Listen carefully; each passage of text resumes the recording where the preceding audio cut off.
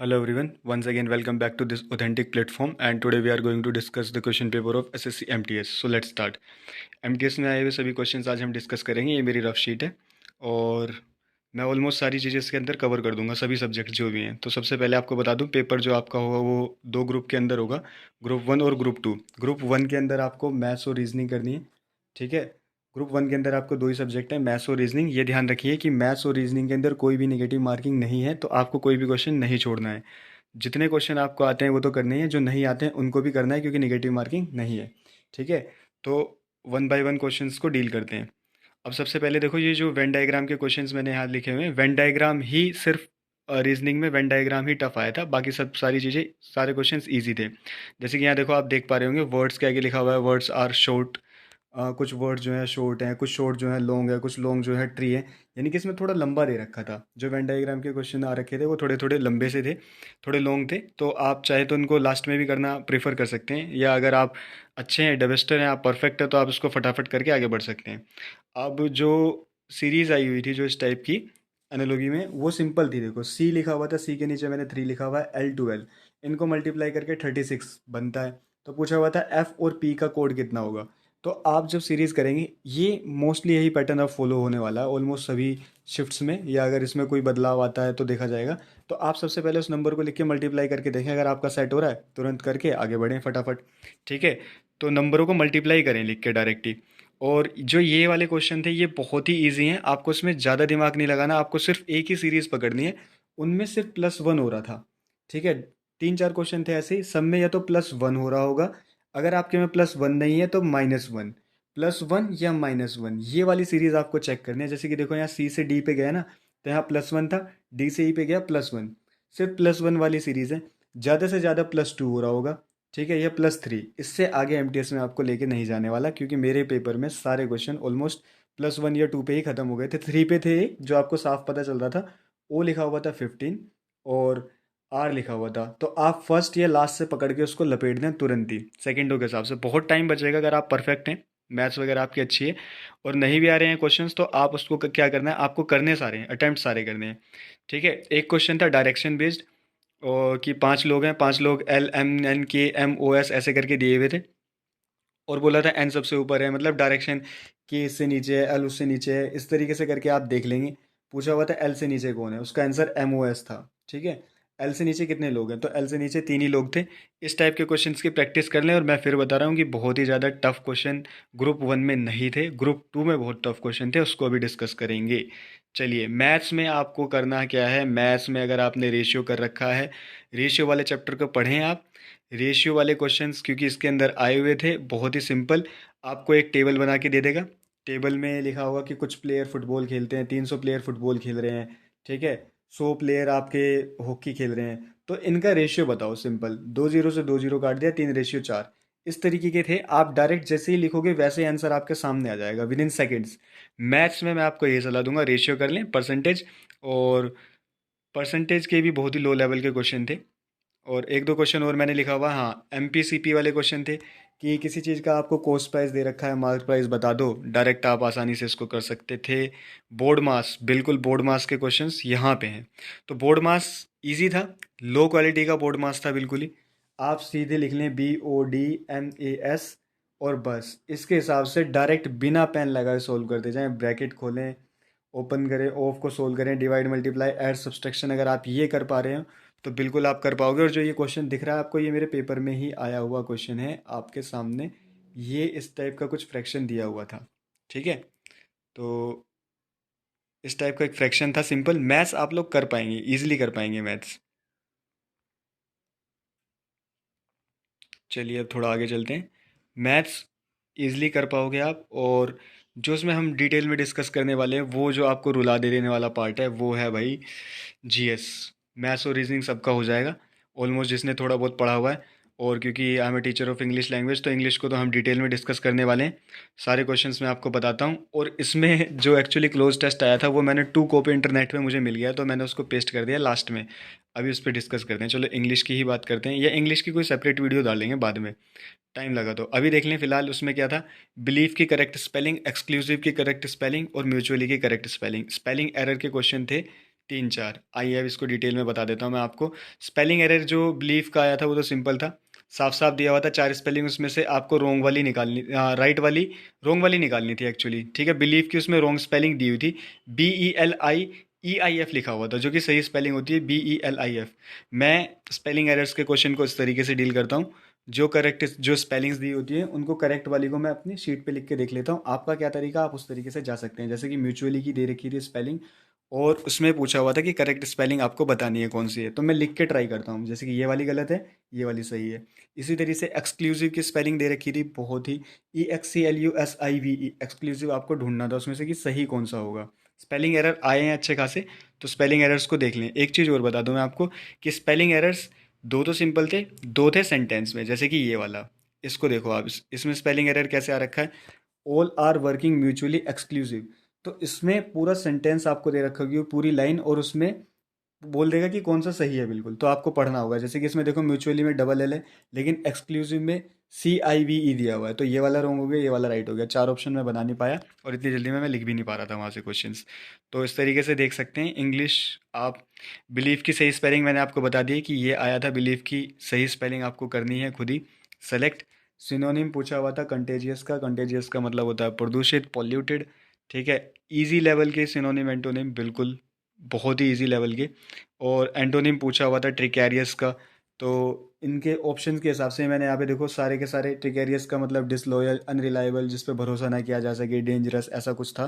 इसका synonym antonym मैं भूल गया हूँ, उसका ऑप्शन क्या दिया हुआ था। एक पोल्यूशन का सिनोनिम पूछा हुआ था आपसे, पोल्यूशन मतलब होता है भाई पोल्यूटेड होना किसी चीज़ का, इसका आप सिनोनिम देख लेना क्या था ऑप्शन में, मैं वो भूल गया हूँ, पर क्वेश्चन यही था बिल्कुल। क्लोज टेस्ट देखो, क्लोज टेस्ट में एग्जैक्ट क्लोज टेस्ट वही लेके आ रहा हूँ आपके सामने जो कि पेपर में आया हुआ क्लोज टेस्ट था। देखो क्लोज टेस्ट बेस्ड था किस पे, 5 मार्क्स का, हाँ। इंग्लिश में क्या था, 20 मार्क्स तक की तो ग्रामर, स्पेलिंग एरर, ठीक है, टेंस पे based, sentence improvement, low level के सेंटेंस इंप्रूवमेंट जिसमें आप डायरेक्ट कर सकते हो।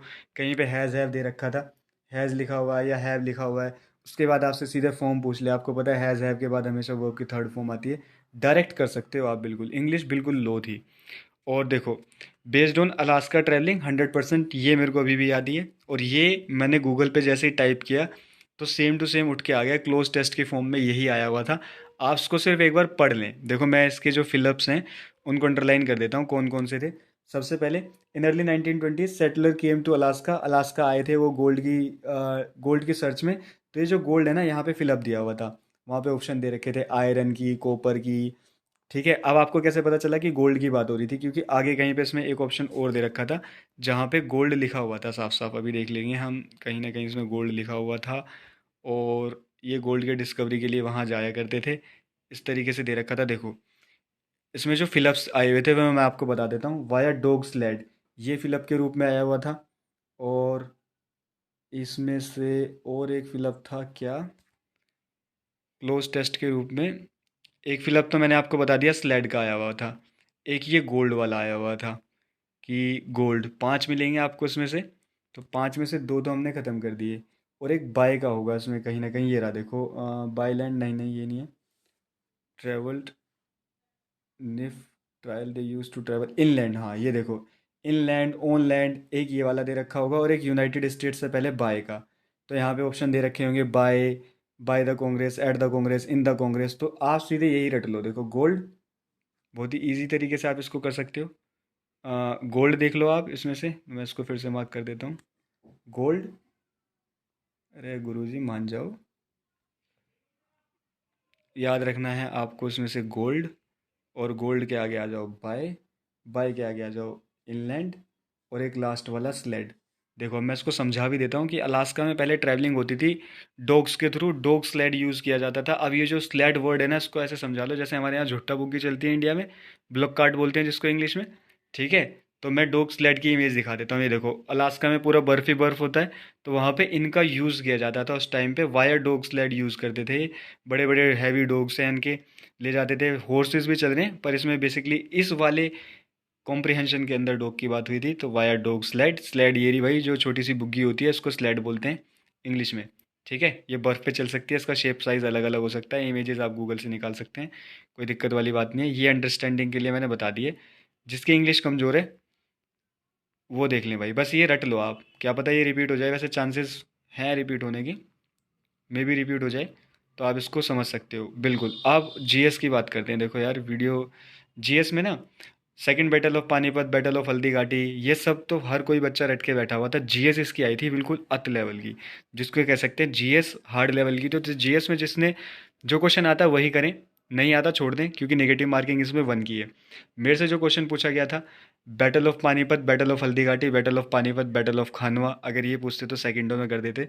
लेकिन क्वेश्चन पूछा था इन्होंने कि बैटल ऑफ टुकरोई कब हुआ था। ठीक है, तो ये वाली बैटल आपसे पूछी थी मेरे एग्जाम में, बैटल ऑफ टुकरोई, टकरोई कब हुई थी। और इसका जो आंसर है, वैसे मैं आपको बता दूं, मैंने वहाँ पे फ्लूक यूज़ किया था 1575, और ये बिल्कुल सही हो गया है। 1575 में ही ये बैटल ऑफ टुकरोई हुआ था। ठीक है, मतलब बैटल हुई होगी।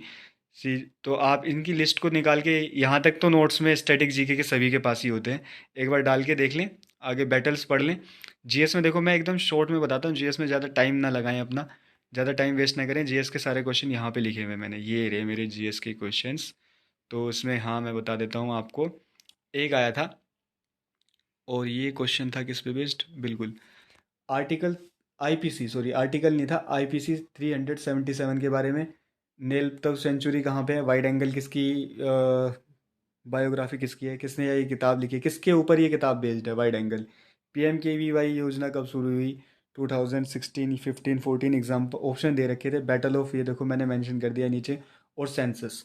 आपको इसमें पढ़ना है सिर्फ और सिर्फ बैटल्स और सेंसस, ये तो छोड़ना नहीं है। आसियान आसियान कंट्री पूछी हुई थी कौन सी नहीं है। देखो जो मेन मेन बैटल्स थी वो मैंने यहाँ मेंशन कर दिए। एग्जैक्ट क्वेश्चन यही थे कि पीएमकेवीवाई योजना जो है कब आई थी, 2014, 2015, 2016, 2017, 15 इसका आंसर है। 2015 में आई थी। बैटल ऑफ टुकरोई 1575 में हुआ था। ये वो क्वेश्चन है जो आए हुए हैं, ये आपको पढ़ने हैं, जो आपके आने के चांसेस हो सकते हैं। Battle of Buxar, battle of Plassey, ऐसे ये बहुत ही नॉर्मल क्वेश्चन है, ये आप कर सकते हो, लेकिन ये टफ थे। वाइड एंगल वाइड एंगल किताब दी हुई थी, और ऑप्शन में था अनिल कुंबले और इमरान खान, मुझे लग रहा था, क्योंकि इमरान खान आजकल पाकिस्तान में न्यूज़ में भी चल रहा है, मुझे लगा इसका आंसर इमरान खान होगा, मैंने स्किप कर दिया था क्वेश्चन।